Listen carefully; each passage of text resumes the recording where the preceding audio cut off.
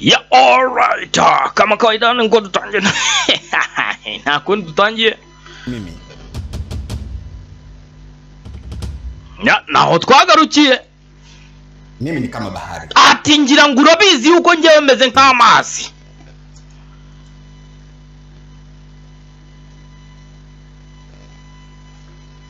Usemaji kwanza. Hata kwa... Mimi ni kama bahari. Ati urabizi ko ngewe meze nk'amazi. Kaina uchafu. Sinjya ni nkunda yuko hari umwanda unjya. Itaka kusafisha mwili wako. Ati mugihe ushaka koga angalau uyaguse maji. Ati byibuze gerageza Anza.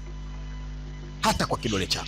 Ukore muri ayo mazi winjize mu rutoki rumwe konyine ili kuyapima ubaridi wake. Ati kugira ngo umenye ubushyuhe cyangwa ubukonje bwayo.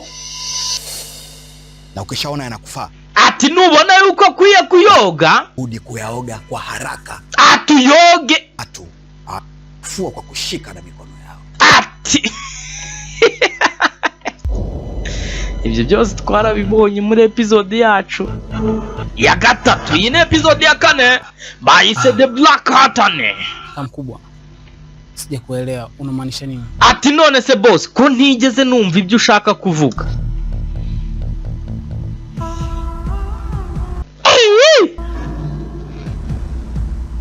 Araseka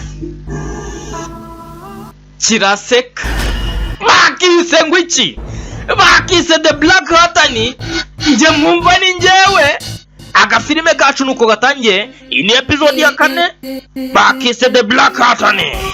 Yeah.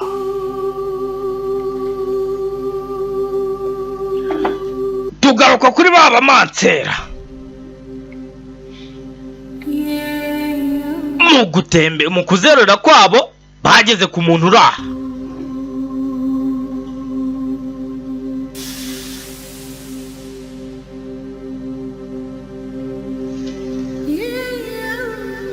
Baza ngo barebe n'iki kijya mbere kesi kiriya.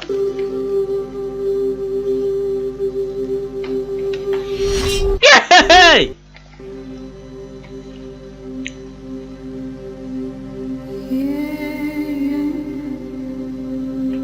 Mugenzi umugabo uraho banza yapfuye.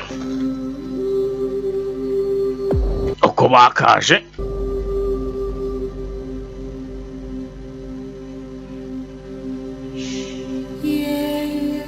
yeah.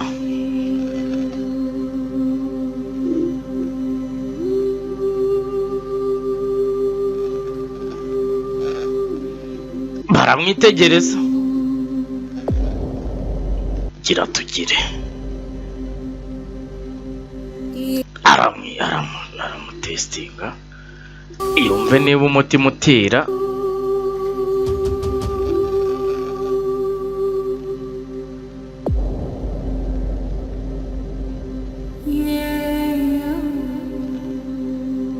Wapi kabisa nta kigenda kabisa. Dada mkubwa. Ati bosi mukuru. Hivi ni kwa nini umekuwa na huruma sana juu ya huyu mtu? Ati kubera iki muri no minsi usigaye ufite impuhwe cyane. Una mawazo gani juu yake? Ati uyu muntu uramutekerezaho iki? Kusigaye umugirira impuhwe cyane. Na mawazo mengi. Ati byo mutekerezaho ni byinshi mwabakobwa mwe. Kwa nini tumeshindwa kupambana kuishi katika hii dunia? Ati kubera iki twagerageje buryo kidushoboye bwose ariko tukananirwa kuba muri inosi yabo. Na vipi kwa nini tumeshindwa kumpambania kumpata Mzidole? Ati ni kubera iki nanone kandi twagerageje buryo kidushoboye bwose kugira ngo tubone nde umwami Ruganzu. Wenda hatima yetu ingekuwa nzuri. Ariko tukabinanirwa. Wenda akakanya wenda wasanga nyine tu sinzi uko biri buze kugenda.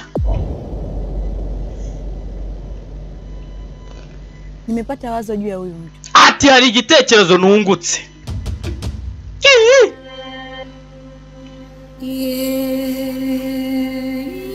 Una wazo gani? Ikihe gitekerezo?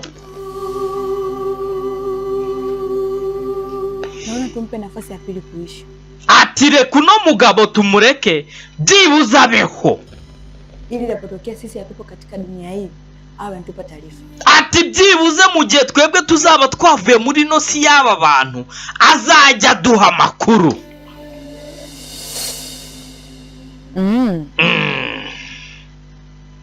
Nzuri. Ati icyo gitekerezo ni cyiza. Nitaelezwa pindi nitakapoenda katika miungu ya ukongwe. Ati mu gihe wenda nzaba ngeze aho tuzaba tugeze azajya duha makuru. Sister Sara. Ati Sara we, Mtu mara moja ili aweze kukamilisha mpango wetu. Ati kizu no muntu kugira ngo azabashe kugira ute kugera kubyo dushaka. Agira gutya hari ibyo yamuhumekeyemo. Ngira ngo twabibonye abana bantu nuko bajya babigenza. Arabyuka.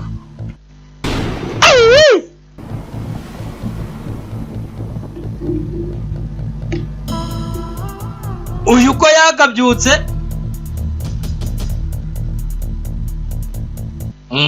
niko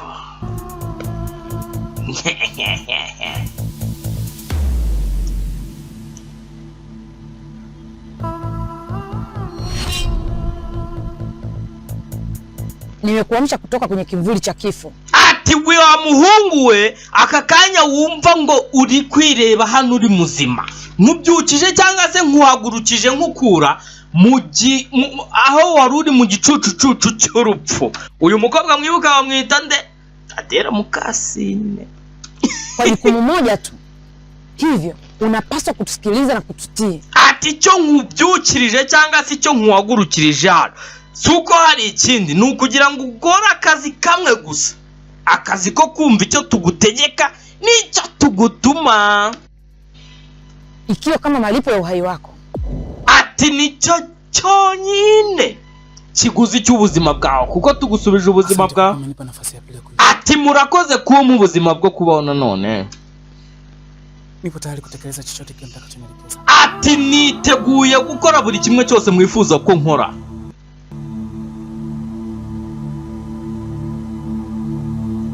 Yeah.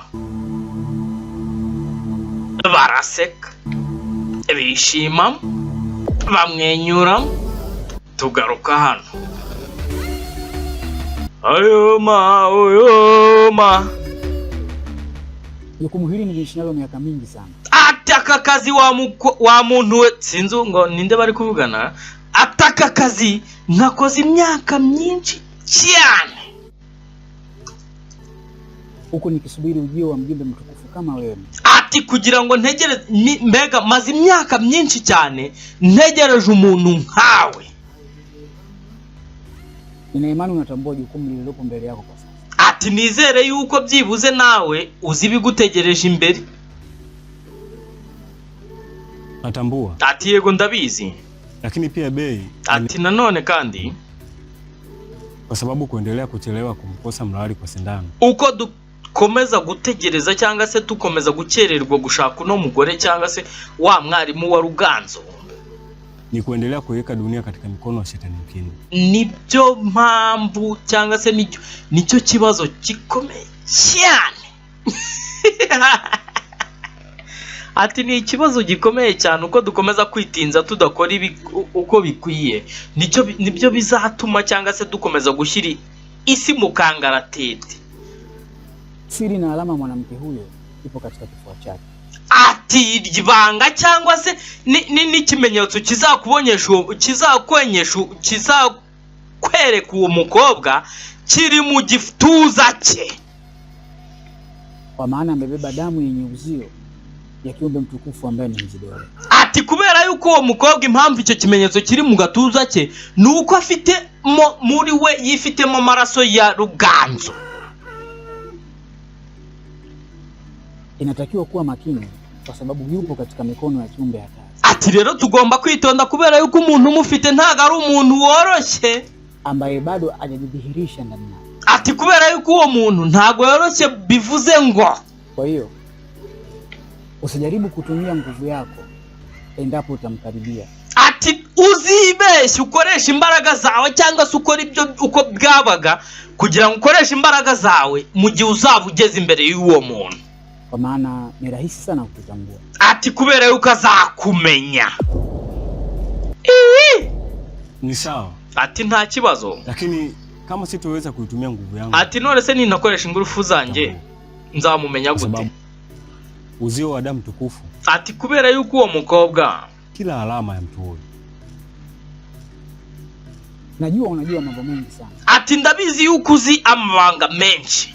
Lakini bado nitabaki kuwa mwalimu wako. Ati gusa njyewe ni hahandi hawe nzakomeza kuba ndi mwarimu wawe katika ujuzi wa mambo mkubwa. Kugira ngo umenye ibintu bijyanye n'ino si nyine tu.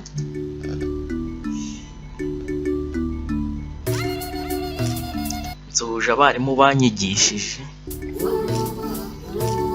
aho bari hose. Nzuje n'abantu bize igasogi.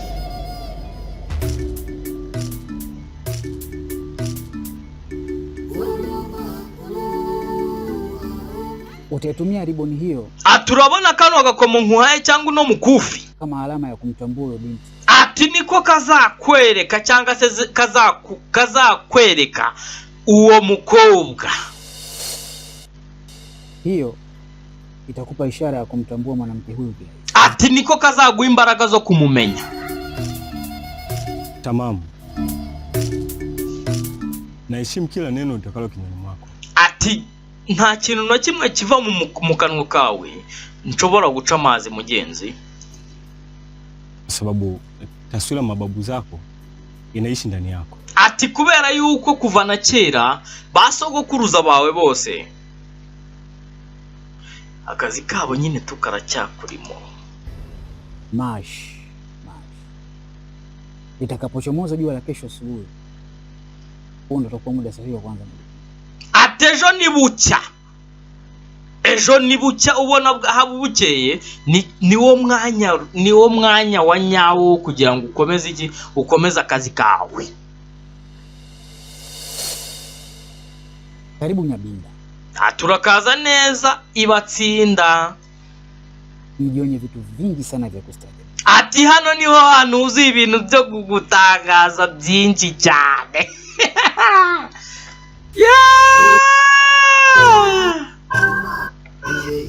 Bakise The Black Anthony. Iyi episode ya 4 nje mwumva ni njyewe. Episode ni ya 4. Nzoje abantu bibatsinda bose. Mariamu nawe Moses Mula. Mbibutsa ko ukeneye furniture zose, ukeneye ubwoko bwose, wakegera Moses Mula.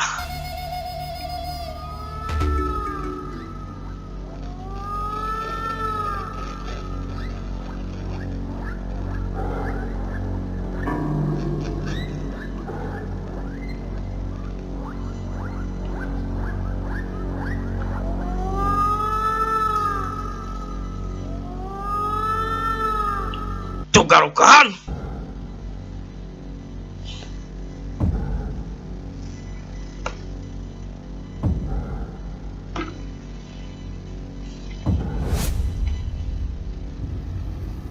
Hano sinzi ngo bari gukora ibiki. Bakurura imbaraga bazishyira kuri Adera Mukasine. Tenzo ko byaje. Arabura.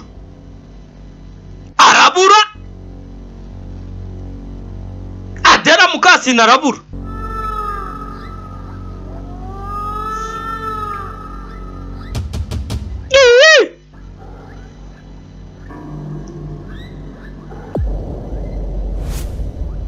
Haraho yisanze. Hari ibyaka gutyo. Adera Mukasine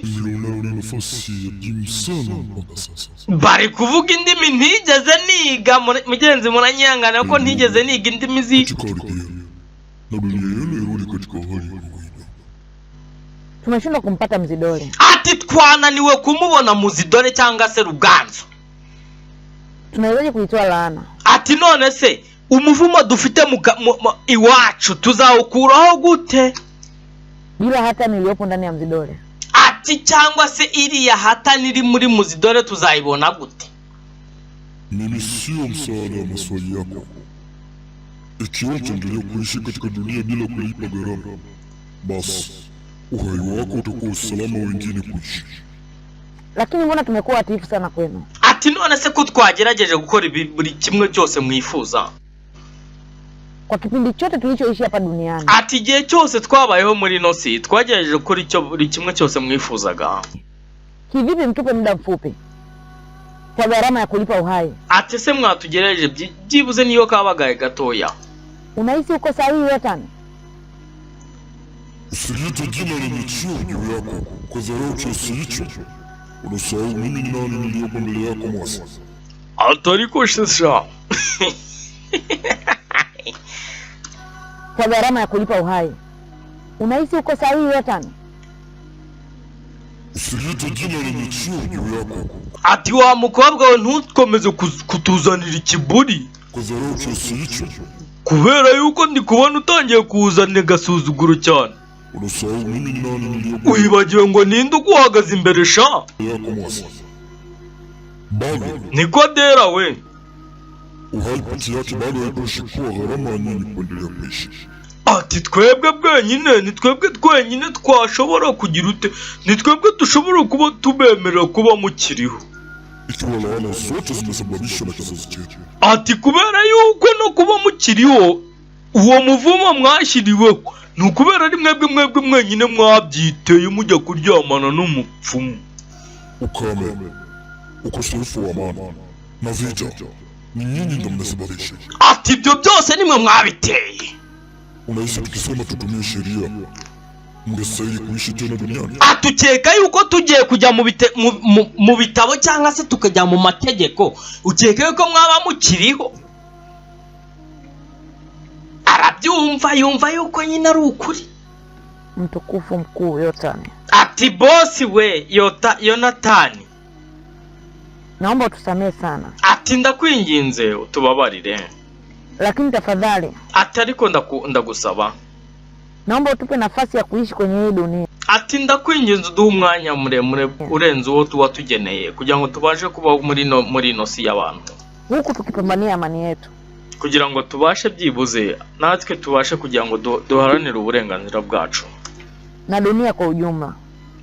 Na kuomba kwa hilo tafadhali. Ati ndakwinginze. Lakini itakuwa gharama usisahau hilo Mwasi. Atuko abigenza kose ni hahandi ntiwibagirwe. Nenda. Genda sha. Kile kitachokupendeza kufanya. Ati icyo ukora cyose tutafanya tunapohitaji. Gharama hiyo kwa sababu itakuwa ni mzizi wa kizazi chenu. Sisi mtumeki. Ati icyo wakora cyose umenye yuko ibyo wakora byose cyangwa ibyo ugiye kugenda wakora bizaba ari kimwe cyose kizaba kigendanye n'ubwoko bwawe cyangwa uturuka. Sawa. Ati sawa. Ati ndagushimiye mugenzi ko twongereye umwanya. Lakini naomba moja kwako. Ati mfite icyifuzo kimwe gusa. Kama litakupendeza. Niba nta kibazo kibi ubifiteho. Nahitaji msaada wako tafadhali. Ati nkeneye ubufasha bwawe.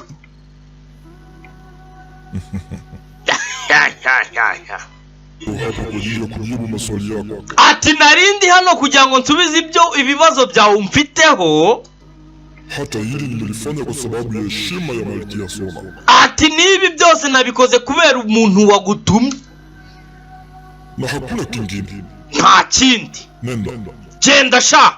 Hauna muda wa kupoteza hapa. Va hano kuko nta mwanya ufite wo guta hano. Kuanzia sasa mzani unahesabu muda. Ati kubera yuko kuva aka kanya guhera uyu munota imwanya wanyu urabaze cyangwa se iminota yanyu irabaze. Hilo. Ariko wibuke. Tukana kwa haraka.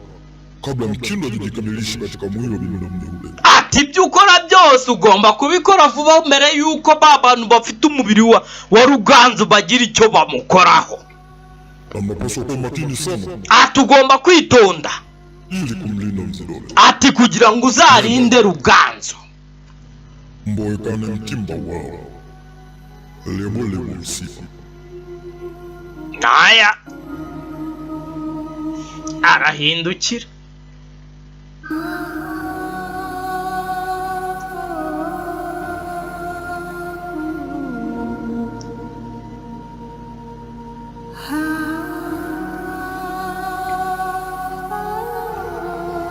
Bakise The Black Hutton. Iyi ni episode ya 4. Dukomeje.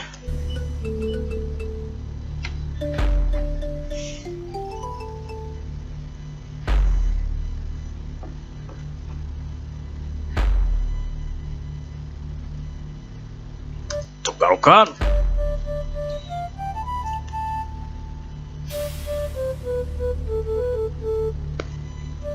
Jukumu lako halipaswi kupoteza muda, Mkunda Tony. Ata kazi kawe karako kudakomeza kwica umwanya cyangwa se guta umwanya wawe. Ni sawa, Ati nta kibazo. lakini nje ya majukumu haya Uretse akazi kanjye, mimi sio sawa na wewe Ngatunga. Kumbuka wewe umeomba kwa moto, lakini ati njyewe nta kibazo mbifiteho.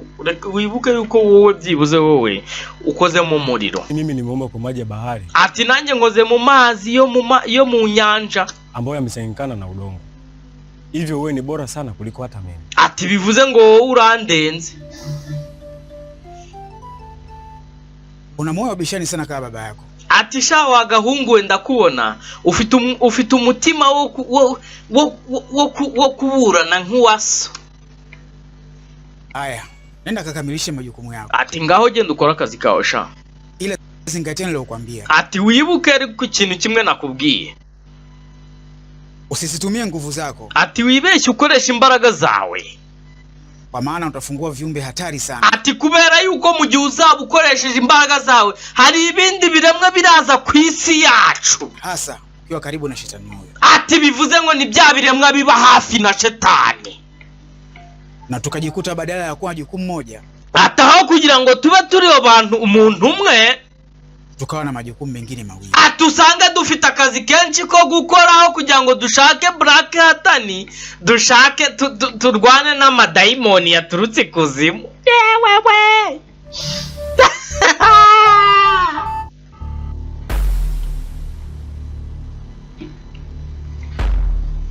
Yambara akagofero ke.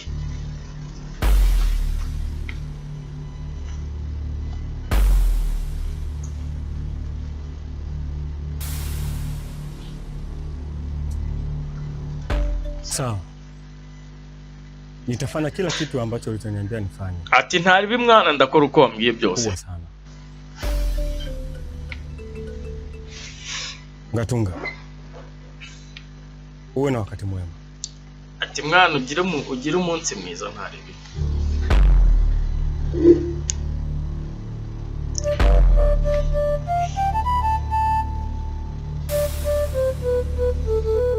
Aka gafilime nkatuye Rugorora mu kwiza wo muri Amerika.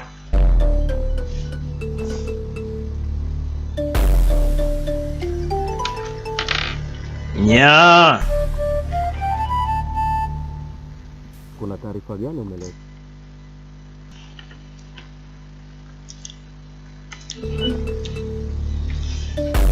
Ya, tugaruka kuno.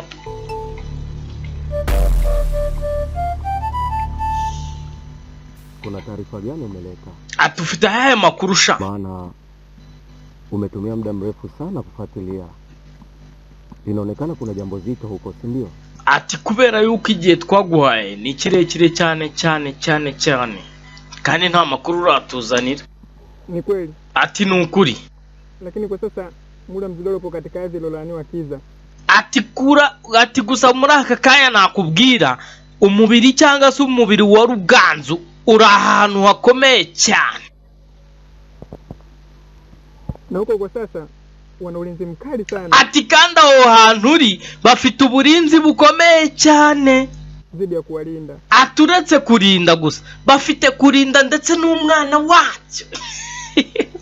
Ngo na warakabye. Kwa hiyo kama tutatuma watu inabidi wawe makini. Ati rero niyo twatuma y'abantu cyangwa se abantu bajya kudunekera, cha tugomba kuba twigengesereye. Nafurahishwa sana na utendaji kazi wako mama ndege. Ati shawa muhungu we, nkunda uburyo ukikora amakazi ili kuweza kuingia katika ardhi ya Kiza. Ati kugira ngo tubashe kwinjira aho hantu, ardhi ya Kiza itakuwa ngumu kwao, kuko ndabizi yuko kwinjira aho hantu bigoranye cyane. Tutakuongoza kuipata njia sahihi ya kuingia kwenye dunia hiyo. Ati wowe ni wowe uzayobora abo bantu kugira ngo babashe kugenda aho hantu. Na mimi jukumu langu ni lipi kwa sasa?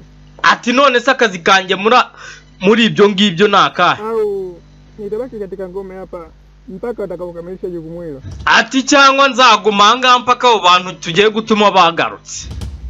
Hapana. Ati hoya, unatakiwa uende duniani. Ati wowe uzagenda mu isi, manza natari mu isi nyine tu, na ukafuatilie kwa kina ni wapi alipomlawali kwa sindano. Ati kugira ngo ubashe kumenya cyangwa se ukurikirane buryo ki ni hehe uwo mwarimu wa Ruganza ari, ili tukibaini niweze kutuma vijana waweze kumleta hapa. Ati kugira ngo nuba wabashije kumenya aho ari, nzatume nanjye abahungu banjye bagende bamuzane hano.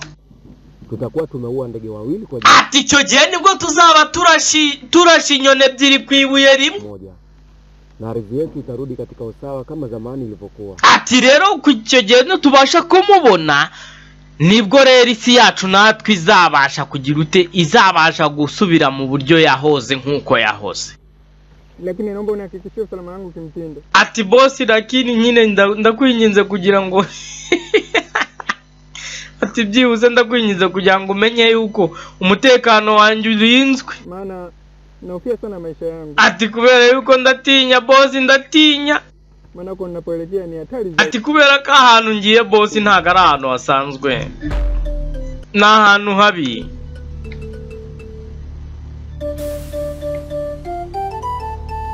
Kiraha gifite ubwoba.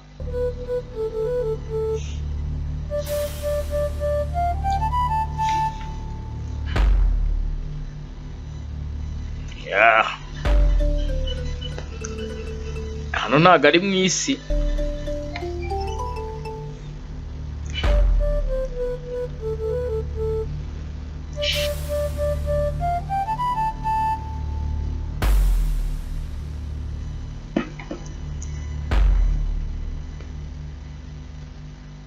Kiraha, usijali kuhusu usalama wako. Ati wa muhungu wowe ibijyanye n'umutekano wawe wibyitaho.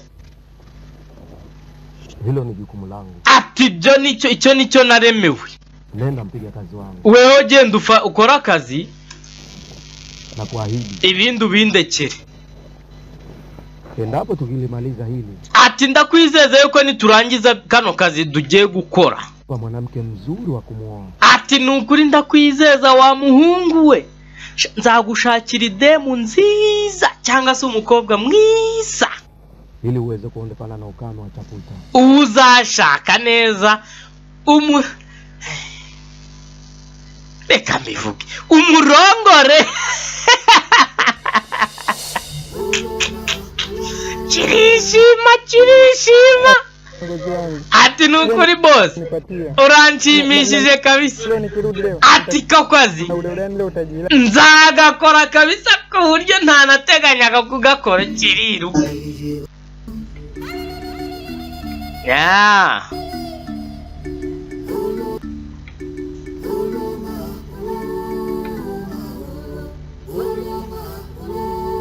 tugaruka hano mugenzi kwa wa mukecuru cyangwa se kuri mama wa mukobwa utavuga. Uko yakaje hano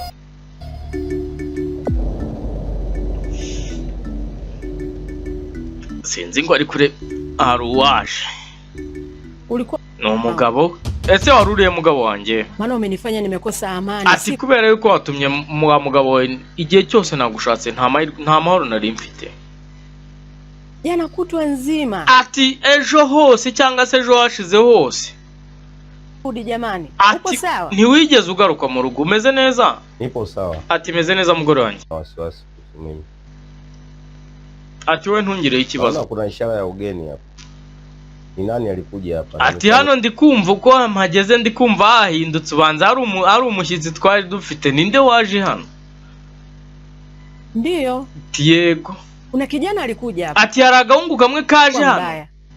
Na amejitambulisha yeye anaitwa Edward, mtoto wa mzee Mnyasi. Ati yambwiye ko yitwa Edward. Lakini umejuaje kama kulikuwa na mgeni hapa? Ahubwo se wabwiwe n'iki ko hano twari dufite umushyitsi? Zote sifa mfugaji. Kujua kila idadi ya mfugo ulioko zizini. Na hata kama ikitokea kuna ugeni mmoja, hata iwe saa 8 ya usiku, basi atajua. Ati wa mugore we, buri gihe cyose ni ngombwa ngo nyiruruga amenye uko byagenze hose. Nubwo y'umugeni umushyitsi yaba yaje saa 8 ngomba kubimenya. Basi utambua hata kwa harufu tu kuwa kuna ugeni zizini. Ati kubera yuko niyo nagera hano iyo mpageze mpita numva hari indi mpumuro isandukanye nihasanzwe yahanyuze. Hata kwa harufu tu kuwa kuna utofauti zizini. Haupasi kuwa na hofu mke wangu. Ati nta kibazo ugomba kubigiraho umugore wanjye. Ni ibisanzwe kuri njye. Tamam. Napenda kila ujumbe unaotoka katika mdomo wako. Ati mugabo wanjye ni ukuri ndakwizera kandi nkunda buryo ki ubasha kumenya buri kimwe cyose kiba cyagenze uko kiba cyagenze hano. Kwa sababu linakuwa na ujumbe mzito. Ati kubera yuko nta kintu na kimwe ujya umenya cyangwa se ujya uba wavugaho kitabaye koko.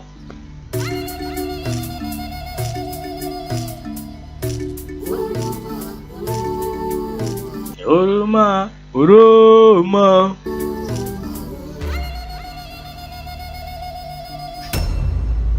tugaruka. Toka umetoka kwa Yotani. Hujatuambia kitu chochote. Ati kuva wava aho wari wagiye ejo nta kintu na kimwe uratubwira. Endelea.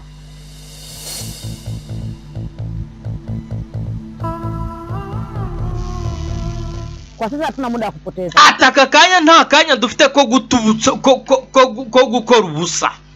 Tunatakiwa tupambane haraka iwezekanavyo. Ati tugomba gukora uko bwabaga ili tupate mwili wa Mzidoro. kugira ngo tubone umubiri wa Ruganzu.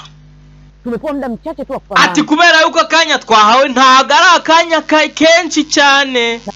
Kwa gharama ya uhai. Ati kandi wibuke yuko nitutamubona ari twebwe ubuzima bwacu buzaba buri mu kangaratete.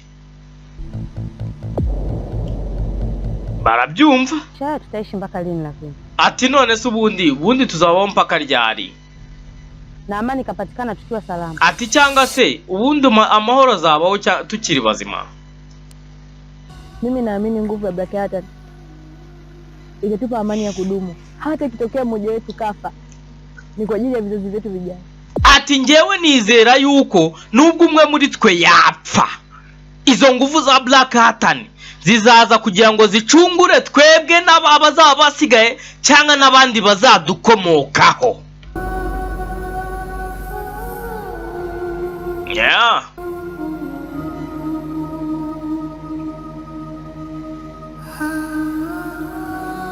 Mugenzi bararira.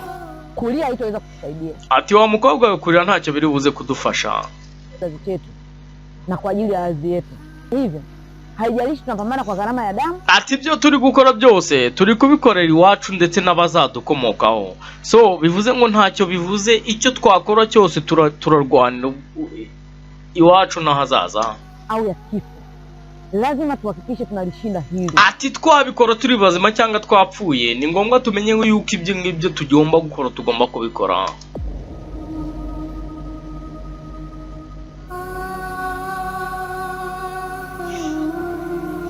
Yenzi wibuki wabo ngo barahavumye kubera umumanseri umwe nyine tuwaryamanye n'umugore w'umurozi umugabo w'umurozi. Pambane tumpate Mzidoro. Ati ni ngombwa ngo turwane cyangwa se duhirimbane kugira ngo tubone Ruganzu. Sindano. Na hiyo ndio itakuwa salama yetu. Ati kubera yuko nitumubona aho niho tuzaba twitwa yuko dutekanye. Tunapoteza uhai wetu. Ati naho ubundi nitutamubona twese tuzashira.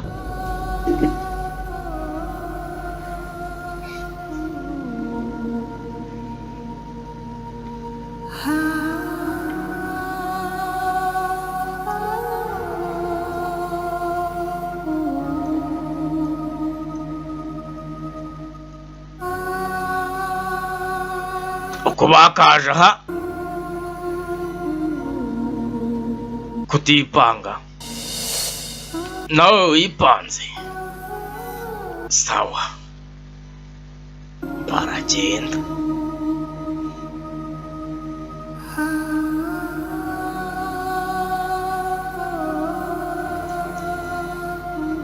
Imbere bamwisadera Mukasine. Tugaruka hano mu mujyi.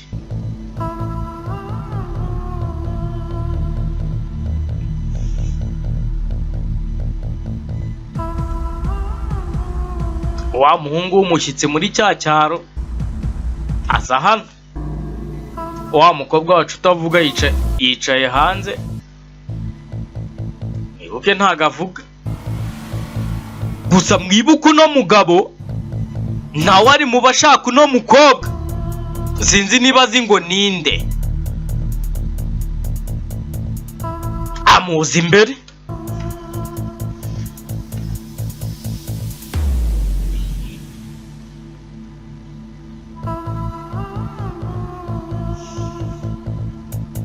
Arareba ashaka kumutwara. Ntava ahari. Ashaka kumukurura ashaka kumukurura. Ushaka iki ku mukobwa wanjye?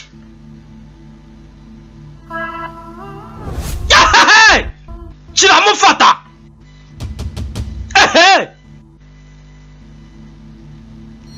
Mugenzi cyane se w'umukobwa. Kiramuniga.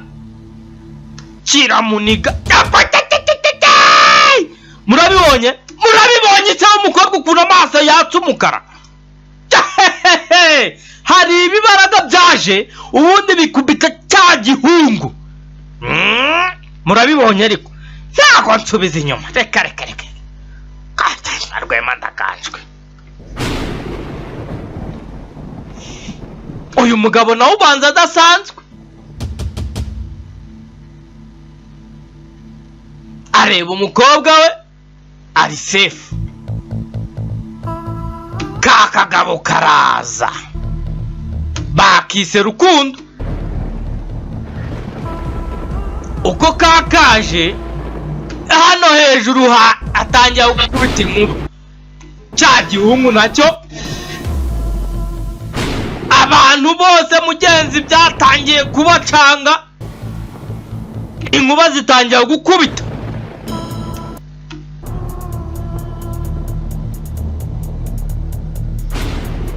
Ahantu hose ndakubwira ngo hati inkuba zatangiye gukubita. Sinzi ngo bigenze gute.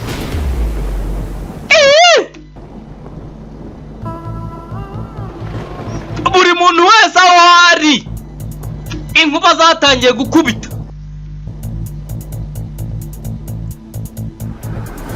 Nuko kagenze. Iyi ni episode ya 4 turangije. Episode ya 5 iraje. Bakise The Black Hutton kutoka kwa Muzidole. Aya nge mwumva ni ngewe Imana wo mugisha kandi bamaronko n'amaramuko.